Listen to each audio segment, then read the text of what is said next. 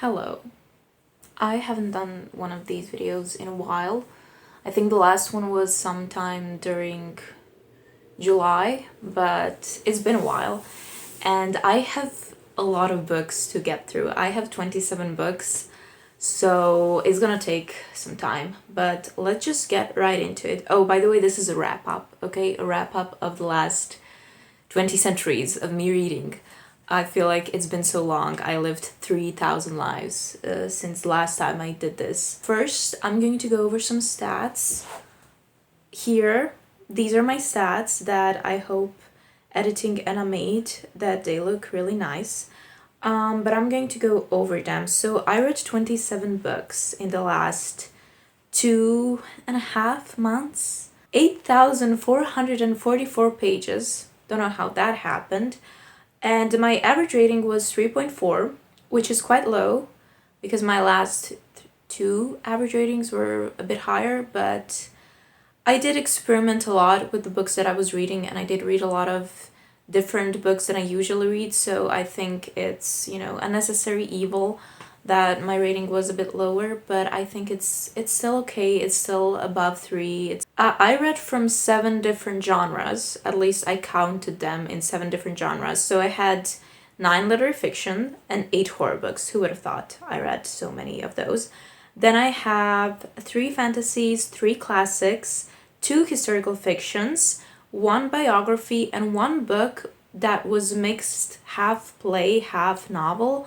But if I had to put it somewhere, I would probably put it in literary fiction as well. So that would be 10 literary fictions, but I kind of took it out of that.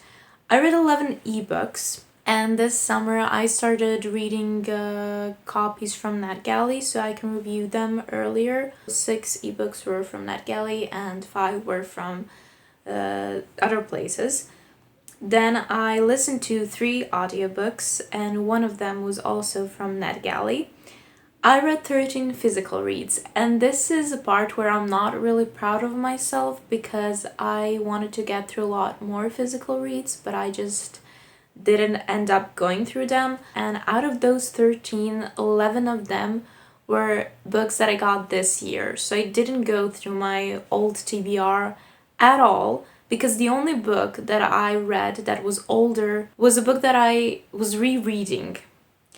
And so that didn't count in my reading older books. And also one book was borrowed to me by one of my friends. So that's the 13th one. I also read from 22 new authors, completely new to me. Some were debut novels, and I read from 5 authors that I already read before from. Those are stats. I went over them pretty quickly because I have a lot of things to get through. So the first book that I read was it just says Milan Kundera here, but it is called Unbearable Lightness of Being. I think the translation is, but I read it in Croatian, and in Croatian it's called Nepodnošljiva lakoća postojanja, and I like that title a lot more than the one in English. I did like this book very much. It kind of reminded me, it gave me this nostalgic feeling of reading books from my Croatian class, from my Croatian literature class in high school. And I didn't read those kind of books in a long time because on this channel I mostly, if not all the time, just read new books, and rarely do I read classics that you would read in school. But this book I do see as a book that would be read in school. It's about this man in Czech Republic and about his life. He has a girlfriend. Their relationship is very strange. It's not everyday relationship that you see. It's a kind of a loosely based relationship. You don't really know if they are completely together or not for a big part of the book. And you also are following her and his lover that is an artist. This woman is an artist. And you're just following them through multiple years and through all of these things happening to them. But mostly this book is focused on this man. I am not doing justice to this book because it's a plotless book, and I also don't really know how to talk about it. it is character driven book, but also I wouldn't say it's completely character based. I didn't find it that it was delving so deep into the characters as usually character driven books go. I just think that it kind of felt like a history book of this man's life, just following him through this relationship with his wife and their relationship with his lover, and how it was all kind of interconnected, and his political stance. It talked a lot about politics in this book, and because he's a doctor and they had a dog, and this dog is such a big part of the book, and he's pretty important for this book.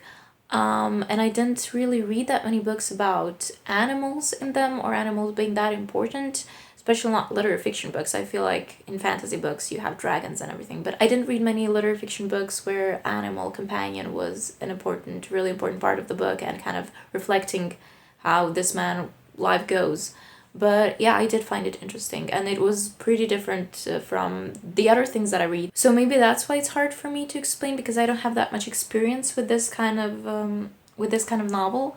But overall, I did like it. Then I read a book that I don't own, but it's called Ripe by Sarah Rose Adder. It's more my style. This is a book about a woman who hates her job. She works in a Silicon Valley in some kind of tech company, and she hates it. It's just not a good company overall, kind of racist, kind of don't really care for people. And she just hates working there, but she needs to because she needs money. She doesn't like San Francisco. She lives in San Francisco. She hates San Francisco. She doesn't really like people around her. She has this complicated relationship with a married guy. It was a very pessimistic book. It was very depressing. I mean, the whole point of the book is, I forgot to tell the most important part of the book. So she is followed by a black hole that is reflecting her emotions. So this black hole, if she's feeling sad and if she's feeling depressed, is becoming bigger, and it's just through the book it's getting mostly bigger. And it's interesting to me to read this kind of book which describes San Francisco as the most awful town in the world, and she is talking about the most depressing facts and most depressing things that could happen in town to somebody. And then you have some books that just describe the most beautiful parts of it, and it was such a shift in perspective to have a character. I mean, I love reading from people that are depressed from their point of view. Whole book was written in this very sad way. I don't know how to explain it. It just felt very sad. It did remind me a lot of Pizza Girl, which I reread this year, and I liked it even more than the first time. So this book could probably go in that same way, in that same direction. But another thing that I liked about this book is that it had very like important words for the story. It had them always written like their dictionary definition. It did feel a bit experimental, the writing style as well, and it all kind of connected with. It had a lot of metaphors for pomegranate, and metaphors that were kind of about pomegranate, and I like that as well. Then I read another very, very popular book, and that is The Secret History by Donna Tartt. I read this one for a vlog, so I'm not going to go into depth. Did find one part of the book very unnecessary, and it kind of made me dislike the story. I also have to say, the book, in my head, it is divided in two parts. It is divided in part before the funeral and then after the funeral. I did like it still, but it was not as good as the first part. The first part was great, and it was so entertaining, and it was so immersive, and I was really like, I couldn't put this book down. And I thought a lot of people talk about this book as it's a bit hard to read. There are a lot of descriptions and a lot of academia stuff. I didn't find it that hard to read. I do like these kind of books. But the second part of the book had a lot of little plots It didn't have this one big plot. It had a lot of little plots, and they were all kind of the more basic student problems and people problems. It was a lot more basic. And then after the first part, which was so wild, it kind of took me out of the book a little bit, and I didn't enjoy the second part as much.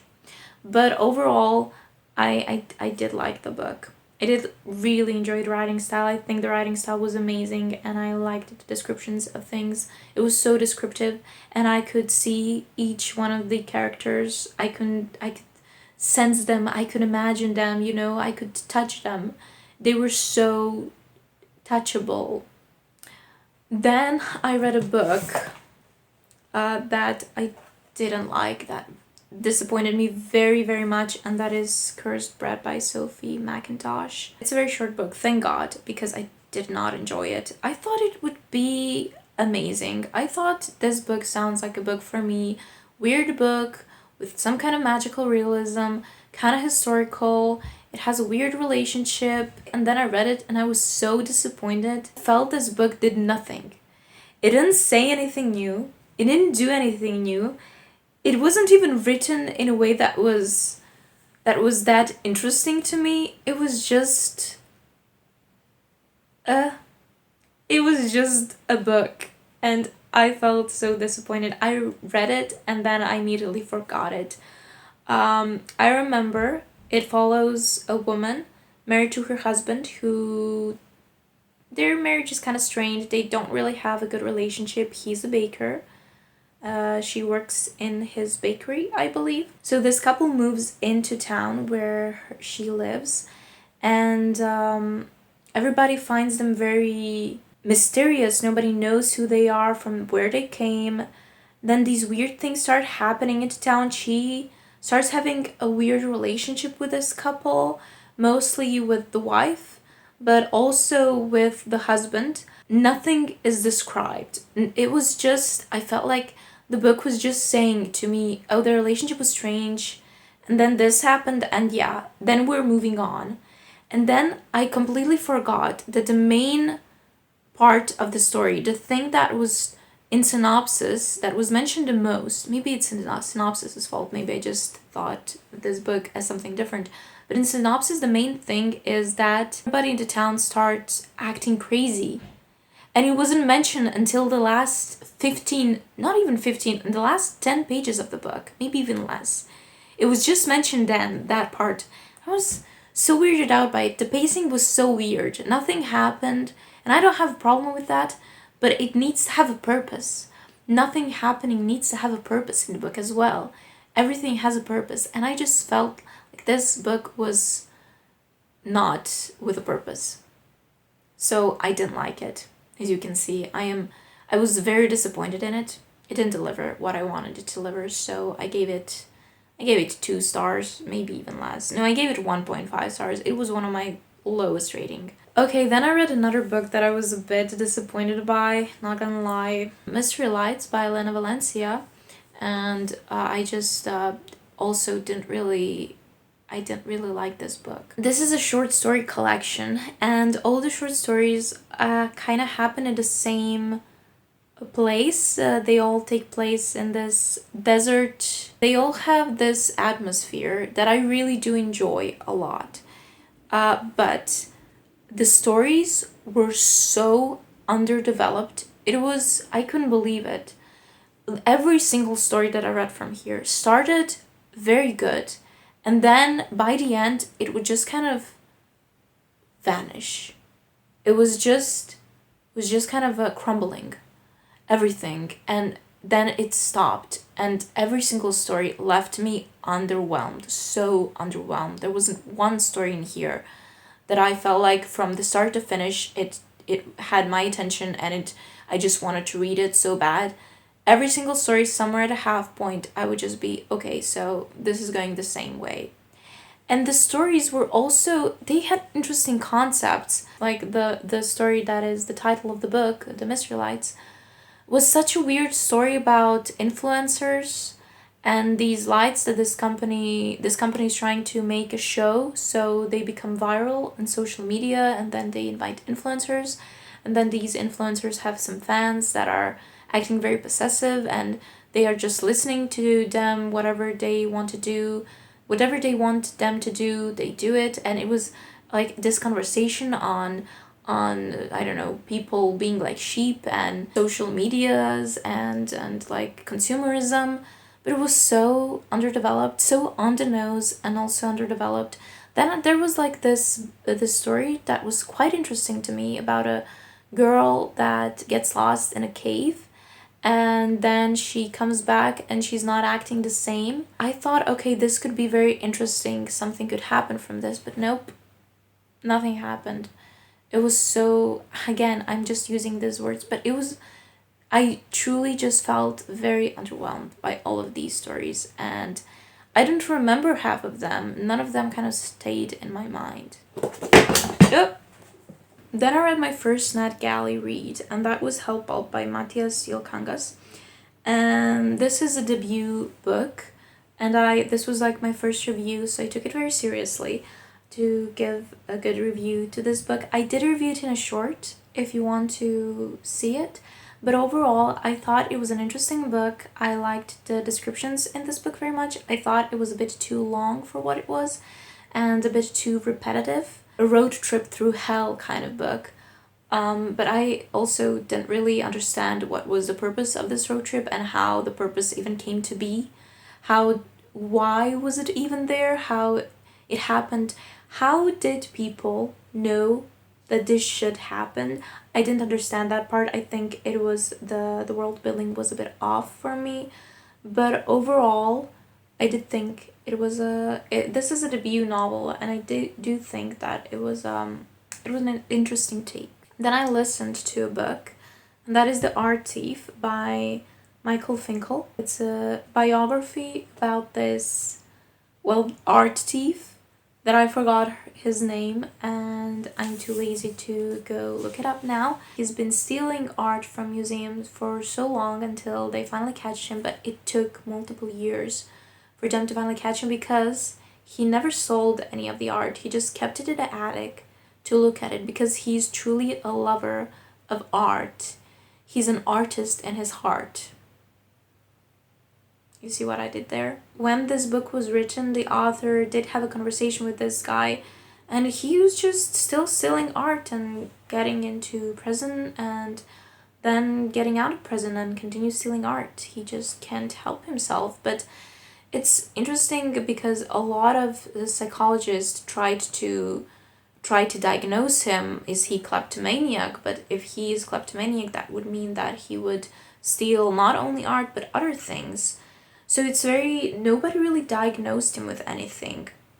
And this is just this is part of his life. He says in a book, in a conversation with the author, that he doesn't know how to live without it. He is living because of it, because he loves doing it. It's such a bizarre book. It was so bizarre to listen to it, to be honest. To listen to this man's story. Then I read James by Percival Everett.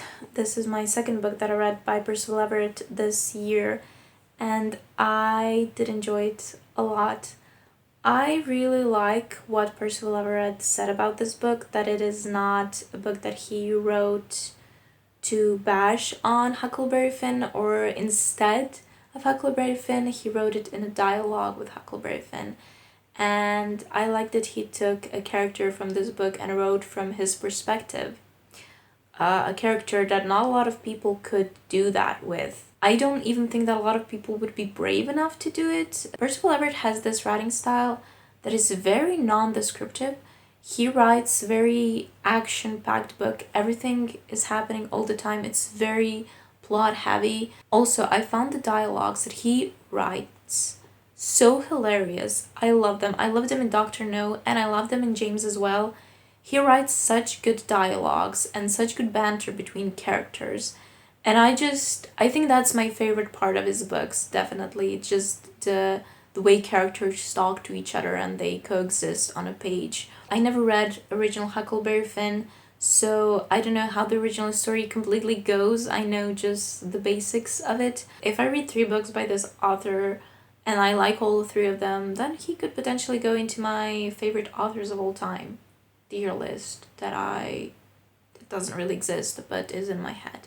Okay, then I read another book that was not shortlisted, longlisted for Booker Prize, this year's Booker Prize, and that's called Universality by Natasha Brown. I listened to this book. I didn't like it at all. I gave it 1.75 stars, so still better than Cursed Bread. But I really didn't like this book at all. The whole book, it started with a story about somebody hitting someone with a golden brick, and then it continued into being a story about the author of the story. It was actually a newspaper article. So about an author of this newspaper article and how she feels about just how she feels about capitalism and cultures and everything. And then she has a talk with talk with her friends that are so very unlikable and not very interesting. And then it ends up being about somebody who helped this author write this story, another very popular journalist. Okay, and here's where my footage ends because my memory was full and my phone just stopped working for some reason, so I lost footage for about 6 books. Thank God I already talked about most of them in my videos during summer, so I'm just going to link those videos there, and I'm going to put pictures of those books so you know which books I'm thinking about. But I wanted to finish about Universality.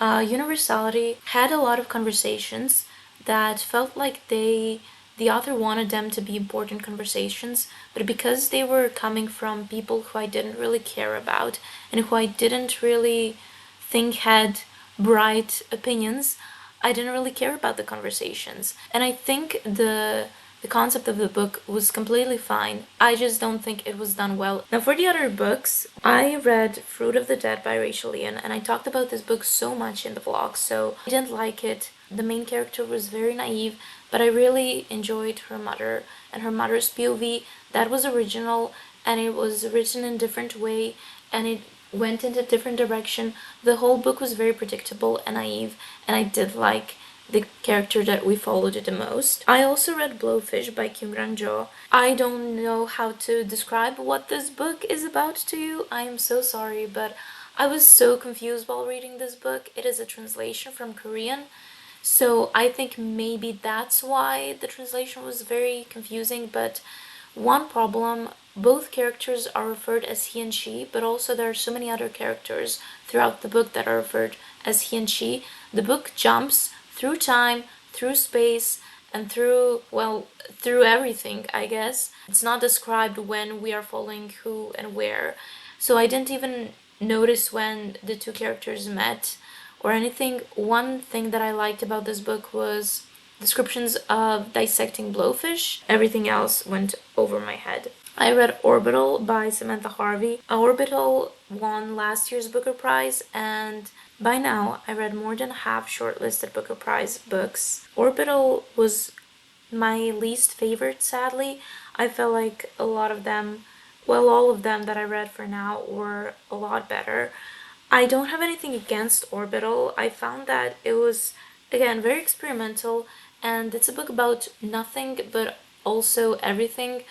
It doesn't have a plot, it doesn't really follow characters. It really reminded me of The Waits by Virginia Woolf in the way it's written, The Train of Thought, and we are following multiple characters and multiple POVs, but also none of them, they all kind of feel like one entity. None of them are individuals, but also they are. One thing this book did a lot is listing things. There were so many lists of lakes on Earth that they see because they're astronauts orbiting the Earth, then lists of pop culture references, lists of that, and it was just a bit too much and a bit too repetitive. I did underline a lot of things in this book because I liked some sentences. I thought they were very poetic. It was a very lyrical book. I read Big by Matilda Pertesi. I also talked about this book in the same vlog that I read Fruits of the Dead. I really enjoyed this book, and the main character was so lovable, the most lovable character I've ever read in the book. I was rooting for her so hard, and I was so proud of her. It's about a toxic relationship between friends. Really recommend this book to everyone. And I read Bed of Vulgaris in the same vlog by Margie Sarsfield. This book really reminded me of Bunny by Mona Wad. It takes place on a beet plantation, and the main character really hates herself. She really dislikes herself a lot, and it was very sad to read about it, and I was very disheartened to read about her. A book that I really enjoyed. And I also listened to Moonflow by Peter Corella from NetGalley. The audiobook was the best audiobook that I ever listened to. The narrator was so good. They had a voice for each character, and each character was so recognizable. I could see each character just by listening to their voice. Very entertaining. It has cults and weird mushroom trips and woods, a lot of woods in this book, woods that are alive. I really enjoyed this book a lot, and I definitely recommend it since it is October and time for horror. I think this book would be great to listen to now. Okay, I'm sorry, my memory was full. The last book that I mentioned was Millennium Bug by Yvonne Knopp. I also talked about this book already, so it really reminded me of Dungeon Crawler Carl and Terry Pratchett, Hitchhiker's Guide to Galaxy. Also, at the time of reading this book, I was watching The Good Place, so it did remind me of that as well, because it has that absurdity, that like completely absurd humor and completely absurd everything, the world, the building and everything. I had such a good time with this book, which kind of surprised me because I didn't really like Terry Pratchett or A Hitchhiker's Guide to the Galaxy, but I did like this book a lot. I thought it had just enough pop culture references, it was just enough modern, it had interesting characters and interesting plot, and I do think more people should pick it up. I think a lot of people could really like it and find it as entertaining as I did. Then I read Mirrored Heaven by Rebecca Roanhorse. I cannot tell you that much about this book because it's a third in series and the last. I finally finished the Black Sun series. I don't know how it's called, how the series is called, but the first one is called The Black Sun. And I think a lot of people just ended up kind of putting this series aside because the first book was amazing and it was very popular. The second book came out and not a lot of people enjoy it. One of them, including me, I didn't really enjoy it at all. I thought it was so boring. The first book I reread multiple times, and then the second book I just thought was so boring and I didn't really like it. But the third one kind of picked the pace back up. The third book is really long, but it was really not boring and I really liked it, and it really reminded me of the first book. So then I read My Sister is the Serial Killer by Yinkan Braithwaite. Didn't really do much for me. I don't know. I don't think it's a bad book. I don't know, I just didn't connect with it that much. I thought the sister dynamic was interesting, definitely. I would want more of their history to be in this book, to be honest, because I feel like it's a very important part of them and what they became.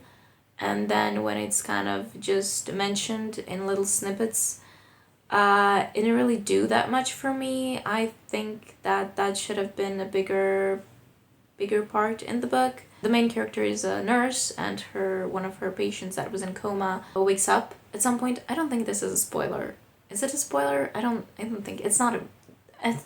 I don't know how to spoil this book, to be honest. There isn't like a big plot that I could spoil or a big reveal. But he wakes up at some point, and I didn't understand why he had to exist, to be honest, in this book as well. It was a good book. It was an okay book. I gave it 3 stars. Then I read Brainworms by Alison Rumfitt. It was probably the most disgusting book that I ever read. Probably the most disgusting cover that I own. But I did enjoy it. I liked it. Just know that it deals with a lot of it deals with a lot of societal issues, capitalism again, and materialism, and transphobia. And it's told in a very disgusting manner and way. Our main character works as a kind of like as a censorship. She censors things online, and one day her workplace gets bombed. She doesn't really deal with it well, and a lot of things happen, and there's a lot of worms involved. It's kind of disgusting. It's very disgusting, but it has a reason. to be disgusting. I don't like when things are unreasonably disgusting or unreasonably just dumb or anything like that, but if there's a reason for something to be in the book, I don't mind it. I feel like there was a reason for this book to be as disgusting as it was, so I don't mind it.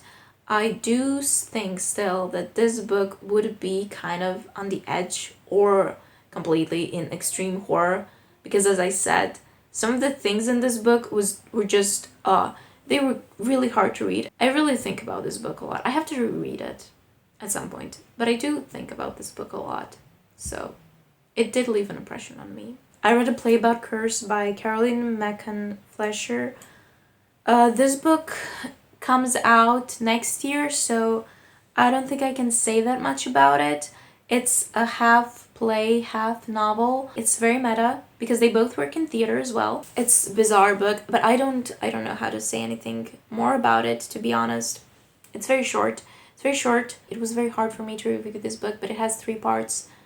3 parts? I think 3 parts. First one is happening when the mentor is telling her about this job that she has, and then she becomes very agitated and very jealous of her mentor, and then she curses her. The second part is them both living in Chicago because of this curse, and the third part is following our main character and the aftermath of this whole curse thing. Also, I do think that it should have been only a play and not a novel at all. I think it would work a lot better as just a play. So I don't know why the novel part should have existed, but I don't think this book was bad. Then I read This Thing Between Us by Gus Moreno, and I have to say I do plan to reread this book this month because my book club picked this book for like our October read, and it just left a huge mark on me. And I want to reread it and kind of dive more deeper into the text and into the subtext of the book. I feel like I'm going to talk about it in one of my next videos when I do wrap up at the end of the year probably. I really enjoyed this book. I think I see that I gave it 4.5 stars. To be honest, I think that now after some time has passed and I've been thinking about it, I could bump it up to 5.0 stars. I really, really enjoyed this book, so yeah. But I'm going to leave it open still. I read The Safe Keep by Jarl Vanderwooden, another Booker Prize book. This book had a plot twist that I didn't see coming. That's always a good thing. Because the plot twist was actually, I feel like if I were to reread this book, I would see it. It was very smartly done. Smartly? I didn't even think this book would have a plot twist. It's literary fiction, historical fiction, about a woman living in her mother's house, her family house, and she really likes everything to be proper, and she's very prim and proper, very fashionable. She lives alone. She doesn't really socialize with people. She has 2 brothers, one of them having different girlfriend every few months, and then she meets one of these girls that is his girlfriend for the time being, and this girl needs to stay with her while her brother is at some kind of work thing. She hates the girlfriend. She absolutely hates her so much, and then she stops hating her, and there's something blooming between them. It was a very wholesome book. It was very homely. It takes place in Netherlands, which I didn't know. I didn't know that, and I was reading it while being in Netherlands. So that's a big plus, because I was literally going through places that they were mentioning in the book. I enjoyed this book quite a lot. Then I read Repetition by Vigdis Hjorth, which is a Norwegian author. I believe this book was written a few years ago, I think, but it's just now being translated by Charlotte Barsland.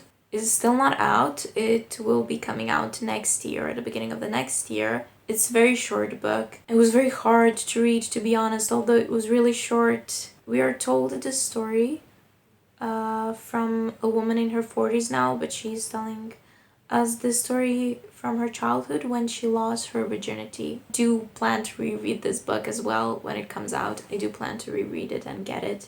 There were a lot of impactful books that I read in like last month. Definitely a lot of books that left impressions on me. I also got this one from NetGalley. I read for my English course a short story by Eilish Ní Guvna, an Irish author. The short story is called Blood and Water. The family dynamic in that short story reminded me of family dynamic in this one because they are also very isolated from each other, and she's very isolated from the rest of her family. I have to just give a little disclaimer at the beginning of this, but one of my first videos ever was a video where I talked about my favorite books of all time, and one of the books that I mentioned in that video was The Invisible Life of Addie LaRue. As you can see, I even have this beautiful copy of it that is illustrated by illustrations that I don't like that much, but it was cheap and I wanted it, so I got it. I talked about how much I love this book in that video. That changed drastically.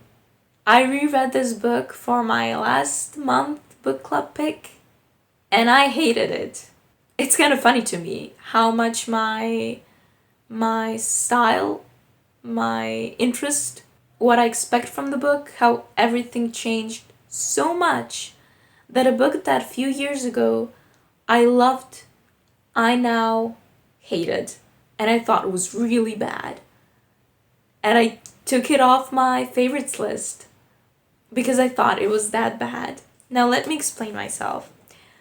I think it's completely fine for someone to love a book at some point in their life and then to hate it. I think that just shows that you're growing as a person. So I don't mind it that much, but it just surprised me so much how my thoughts have changed. Upon rereading it, I thought that the whole history, traveling through history, had no sense. I thought that she could have easily just be born in some rural place in today's age and the story would be the same. The history kind of got over some very important things and I felt it was just lazy writing.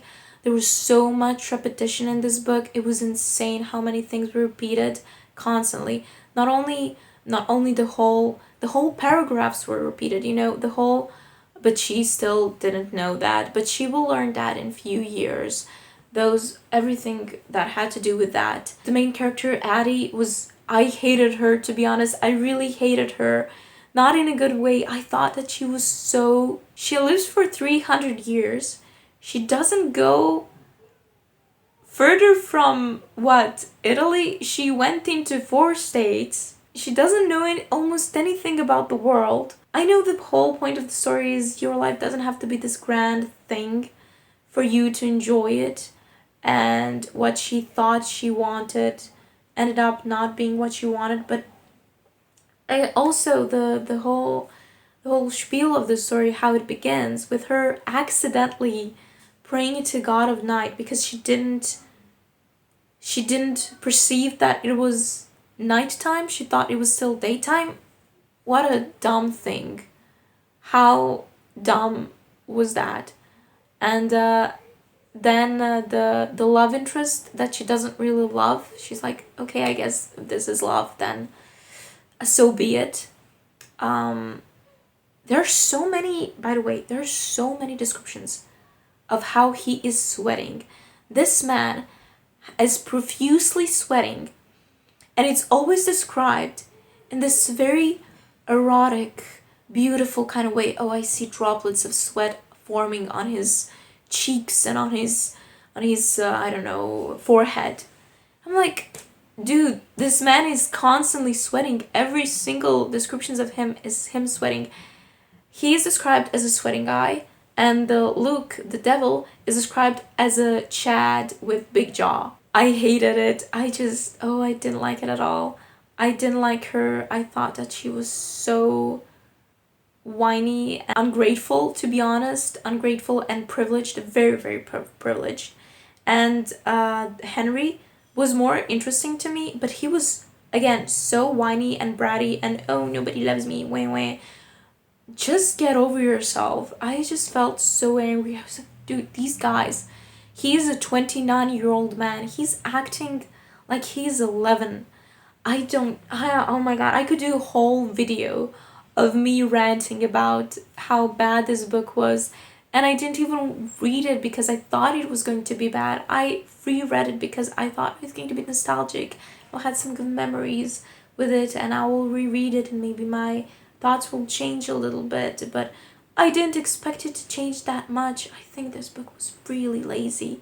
Okay, last three. I read Night of the Mannequins by Stephen Graham Jones, a short story about a guy that's a bit not very good in head, and then he does something and he thinks that a puppet, not puppet, but a mannequin, is trying to kill him and his friends. So he does things, and it was very short and very entertaining, and I don't know what else to say about it. Stephen Graham Jones, I still did not click with his writing style. I'm constantly giving him a chance because I genuinely want to like his books. This is the third one that I read. The first one I DNF'd, but the third one overall that I tried to read. And I do like his stories. Just something about writing style still didn't click with me, and I'm still waiting for that click to happen because I do genuinely want to read more of his stories. I think that he does very unique stories. So then I read another book from NetGalley, and that is The Midnight Muse by Joe Kaplan. I will do a short for these books that I read again sometime. So I'm going to talk about this book more in depth because I don't have any more in me to talk about it. A book about a metal band, that's what kind of piqued my interest for this one because I feel like metal bands are represented badly in the books. The people from metal bands are always kind of represented as weirdos and very aggressive people, which they are not. I listen to metal, and metal concerts are concerts that I feel the most safe. Well, the most safe. I feel the safest at metal concerts, to be honest. Just so many good people that are genuinely there just to listen to the music, and even in mosh pits they are very nice. So I did find it a bit cheesy. There was a lot of singing and text, like lyrics involved, that I felt were a bit cheesy and a bit on the nose. I think the author is in some metal bands. I think they play cello, but I'm not sure. The main problem that I had with this book is the focus on the characters. That are so many characters that we are following, and when we are following one, all the others kind of just disappear, but to the point where I forget that they are in the room when they are next to the character that we are focused on. So it was a bit weird, and also I think it was a bit too long. And the last book that I read for my literary course, comparative literature course, is King Oedipus. Oedipus. I don't know how you say it in English, but we call it Kral Edip by Sophocles. A Greek tragedy that I don't know what to say, what new to say about this book. It's been talked about so many years. So I do like it. This is the second time that I read it, I think. The first time was sometime in high school, but to be honest, Greek anything, Greek works, they're so funny to me. There's something about it. They're so funny to me, and I love them. I mean, I love them. I don't love them as they are not my favorite classics to read, my favorite old literature, old works to read, but I do love it in a way that they always make me laugh, and I have genuinely such a good time reading these works. So I had a genuinely nice time reading this. This was so long. Oh god, it was so long. I'm so sorry. I tried to be as fast as I could, but there were so many books to get through. Anyway, hope I didn't just talk nonsense for more than an hour. And I'll go lie down now. I'm so tired from talking for this long. But thank you so much for watching my video, and thank you so much on support on my last video. It means a lot. It means a lot to see that the reception of the video was quite good. better than I expected even. Thank you so much for that. I think that that means that people want more of those kind of videos, so I'm going to try to do another one that is kind of thematic discussion video, a little bit of history of something. And that's it. That's it of this video. I'll see you in my next one. Bye!